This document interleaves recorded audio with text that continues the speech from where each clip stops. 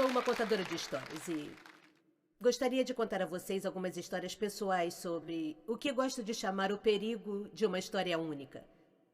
Eu cresci num campus universitário no leste da Nigéria. Minha mãe diz que eu comecei a ler com 2 anos, mas eu acho que 4 é provavelmente mais próximo da verdade.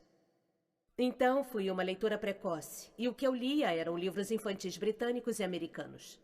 Eu fui também uma escritora precoce.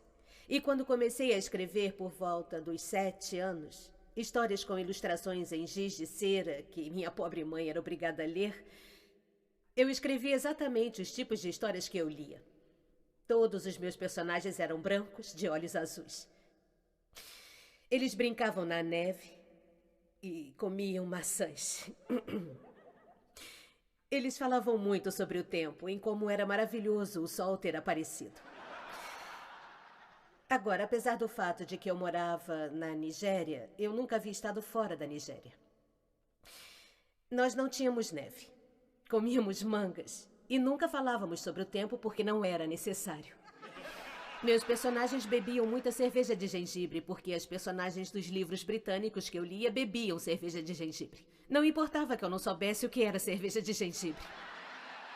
E por muitos anos depois eu desejei desesperadamente experimentar cerveja de gengibre. Mas isso é outra história. A meu ver, o que isso demonstra é como somos impressionáveis e vulneráveis face a uma história, principalmente quando somos crianças.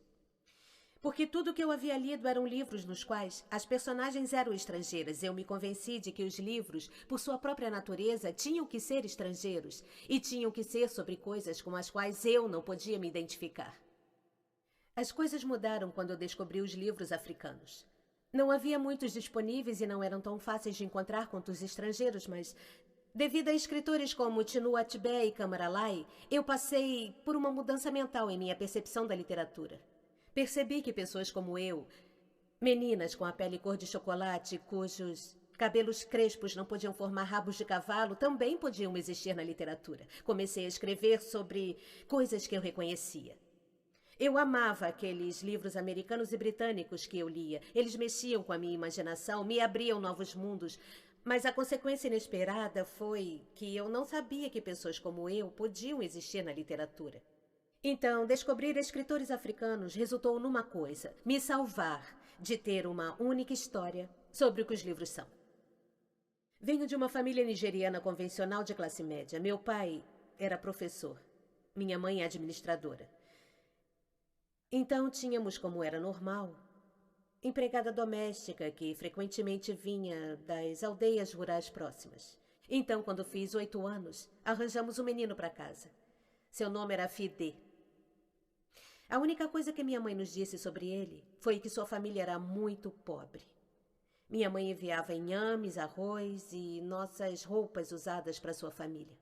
E quando eu não comia tudo no jantar, minha mãe dizia: termine sua comida. Não sabe que pessoas como a família de Fide não têm nada? Então eu sentia uma enorme pena da família de Fide. Num sábado, fomos visitar a aldeia dele. E a mãe dele nos mostrou um cesto com um padrão lindo, feito de ráfia seca por seu irmão. Eu fiquei atônita. Nunca havia pensado que alguém na família dele pudesse realmente criar alguma coisa.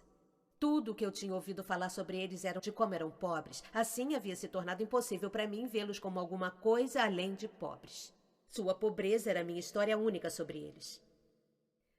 Anos mais tarde, pensei nisso quando deixei a Nigéria para cursar universidade nos Estados Unidos. Eu tinha 19 anos.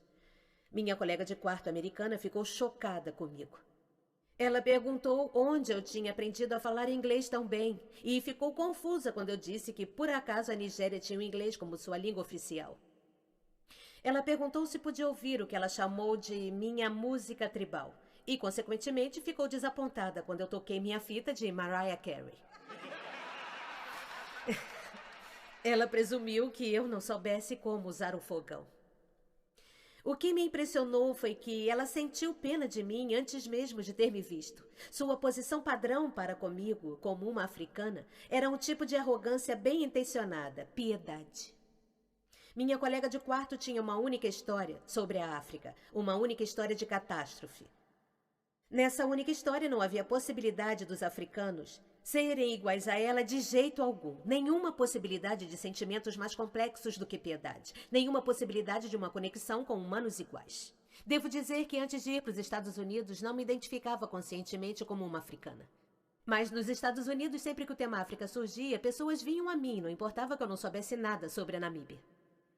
Mas acabei por abraçar essa nova identidade e, de muitas maneiras, agora eu penso em mim como uma africana. Mas ainda fico um pouco irritada quando referem-se à África como um país. O exemplo mais recente foi meu maravilhoso voo dos lagos, 2 dias atrás.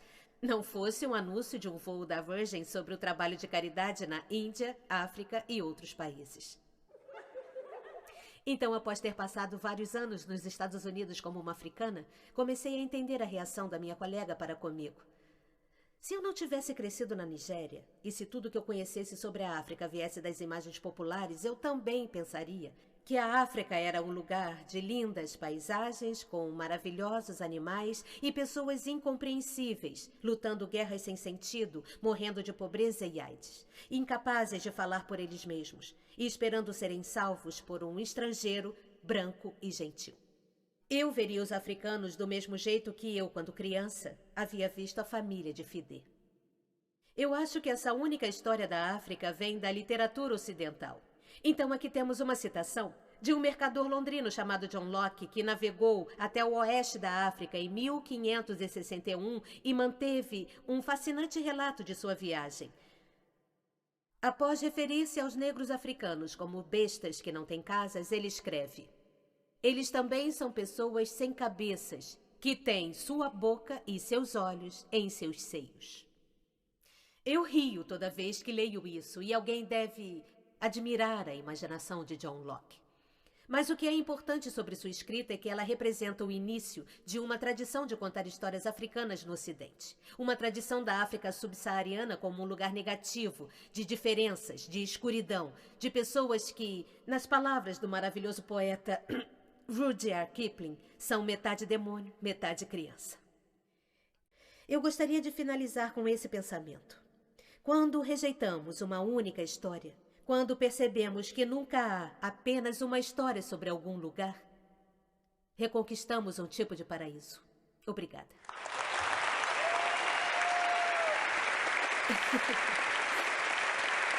Obrigada.